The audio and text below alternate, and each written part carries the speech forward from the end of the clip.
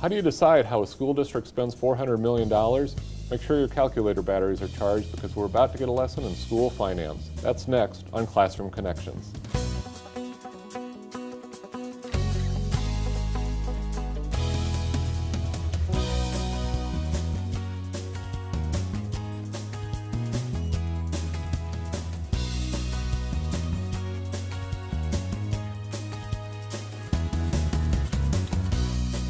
Hi, and welcome to Classroom Connections, a public affairs discussion on issues important to students, teachers, and parents in Des Moines Public Schools. I'm Phil Roeder, Director of Community Relations.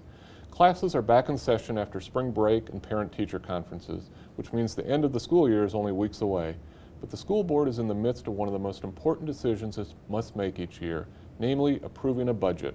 Here to talk with us about the budget process and some new things to look for in the next school year is Patti Schroeder, Chief Financial Officer for Des Moines Public Schools.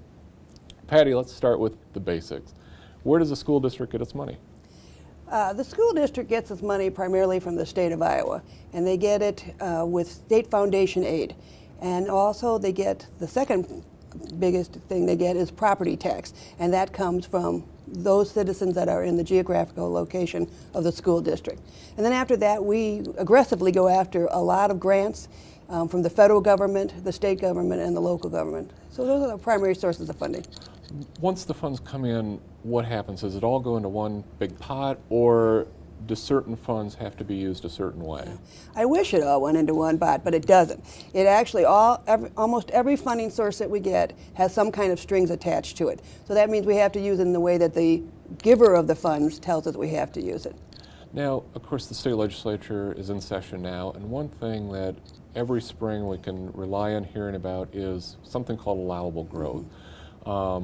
What is it, and what does it mean to Des Moines?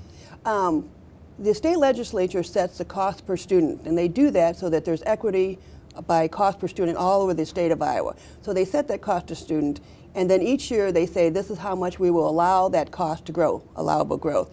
So when they say that cost per student can grow by 4%, it will take the cost of student times 4%, and that will be the new amount of your cost per student. Of course, once you get that cost per student, then you have to figure out how much that means in terms of total dollars, and that's your cost per student times your enrollment. So 4% might be a little more or a little less, depending on if enrollment's going up and down. That's correct, because especially like in our district, our enrollment has decreased slightly, 0.3%. But because it went down 0.3%, then cost per student times enrollment gave us a number that is actually $500,000 less than what it would have been had enrollment not gone down at all. Okay. Well, what's the process that the school district and the school board follows? You must have a lot of input that goes into the budget process. I imagine this is something that must take weeks, if not months, to pull together. Oh, we start real early. We probably started probably early November. We talk with all the schools, and we talk with all the associate superintendents. We have workshops with the board. We've had 2 of those, I believe. Then we put together, the administration puts together a budget, presents that budget, which has been done, and then there are a series of public forums where the public can come in and talk about it, what they like or don't like about the budget, what they wish could be different in it. But I will tell you, once the budget is published, and the budget does get published in the paper, then the bottom line of the budget is set, and really what you're talking about is how you're going to use the funds within that bottom line. What about for next year, and the budget that's been proposed that the board's about to vote on in April? What's new and improved? What can people look forward to with the start of the 2008 school year? Well, actually, it's got some pretty cool things in it. One is, you know that we have the Lincoln South Academy, it's the 9th grade academy, and that has worked so well. Their suspensions have gone down, their attendance has gone up, and kids have actually taken more credits that put them on track to graduate. Because it's worked so well, we're going to set up another one, or that's the proposal, to set up another one for East at Walker Street, which is right across the street from East High School, and see how it goes there. They'll make sure that they collect the data and see if it's going well there as well. We've also added teachers, and that's to keep the class size down in the K through 3 kindergarten through 3rd grade in elementary schools. And then we've added a couple of extra teachers to be able to help us where there could be bubbles in enrollment. Also, the International Baccalaureate program will begin. We've been actually putting in a lot of training and resources, but they're actually going to start the classes both at Central Academy and Hubble Elementary. I know one thing that it wasn't very long ago that we'd be talking about budget cuts, not bringing programs back, but this approach is really, it's about more than just 1 year, isn't it? Doesn't the budget really kind of build upon itself each year? Absolutely. And you're adding things to it? Like I said with the International Baccalaureate, we've been working on that for the last 2 years, and now it's actually going to start in the classroom. Each year we try to do more and more in terms of trying to keep the class size down by adding more teachers.